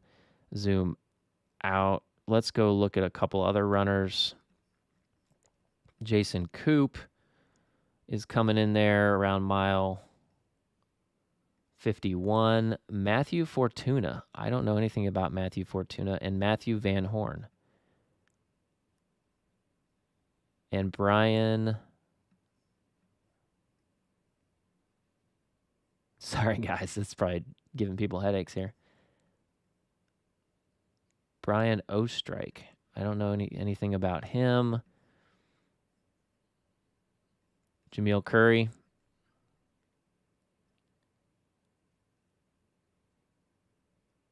He has 5.9 miles to Animas Forks. That's a new aid station. I didn't know that. For some reason, I thought with these big races, like they don't change them much, and maybe they don't. But this year they added a new aid station, Animas Forks. So Nick Curry is 4. So Jameel's trying to catch Nick. That could be fun to watch. I feel like the gap was bigger. Maybe not.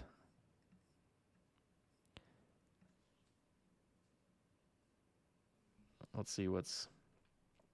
John lives in Boone, North Carolina now. Can confirm not flat. Yeah. Cyberman says 5 a.m. here in Sweden. Perfect to sit here watching on a rainy and cold Saturday morning. Too bad there's not live footage, though. Right. Yeah, I guess if there was live... Well, first of all, thanks for joining us from Sweden. That's pretty awesome. That's really cool. But yeah, if there was one, then I probably wouldn't have nearly as many people watching my stream. I'm just gonna say that probably, right? So like the Western States live stream, I wonder if I really would have many people interested in watching my live stream. I don't know. But Sweden, that's awesome. Yeah. What's the terrain like in Sweden? Do you have a lot of mountains in Sweden? I I have friends that have family in those, in Sweden, I think, or Norway. I know they're not all the same, and no offense, but um, in that region, the Nordic region, Nordic countries, is that what they are? Anyway,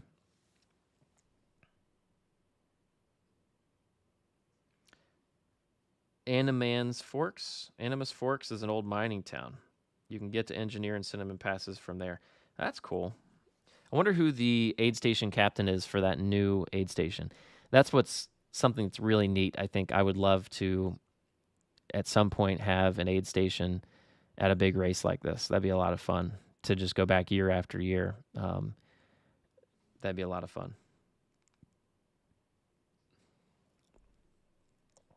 All right, guys. I think we're getting close to that time when I'm going to be saying goodbye. This has been amazing.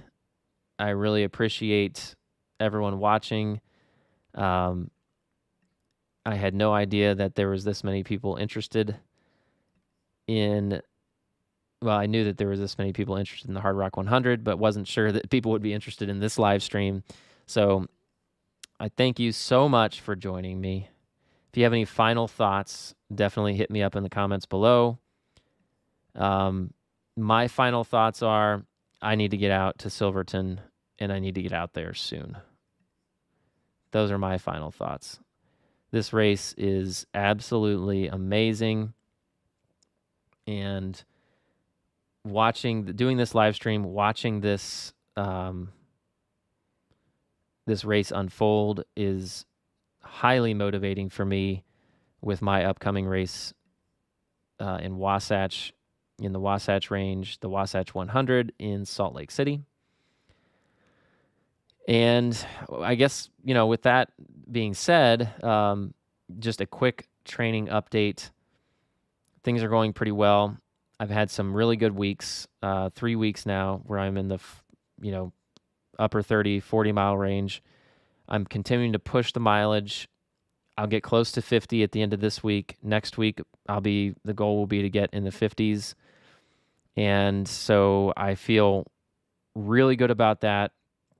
My goal is to eventually get up to probably 70 to 80 miles, peak around 80 miles a week before the race. And I think that that's going to be huge. I think it's going to help me a lot. And so far, so good. I feel like I'm getting into the swing of things with my training. So that's exciting. So definitely stay tuned. I'll be posting videos. I took some video from tonight's run. I'll definitely include that. And we'll keep you up to date on the Ultra Dad life, man. So anyway, any other comments? Let's take a look.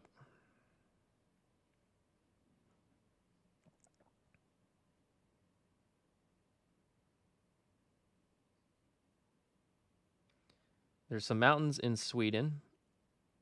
Old mountain range, though, so not steep, high steep peaks. Yeah. Well, at least you have some mountains. Here in Ohio, we have no mountains. So that's the challenge for my training is going to be to get down to the Smokies and get some time up in what mountains I do have. So, which is going to be awesome. That's going to be a lot of fun. Anyway, all right, guys. Well, I think we're just about done. This is easily the longest live stream I've ever had. And so that's awesome. And I thank you so much for joining me. And we're going to do it again because I had a lot of fun. So thanks again, guys. I think that's it for me. Once again, as I always say, I hope your training is going well. And we will catch you in the next one.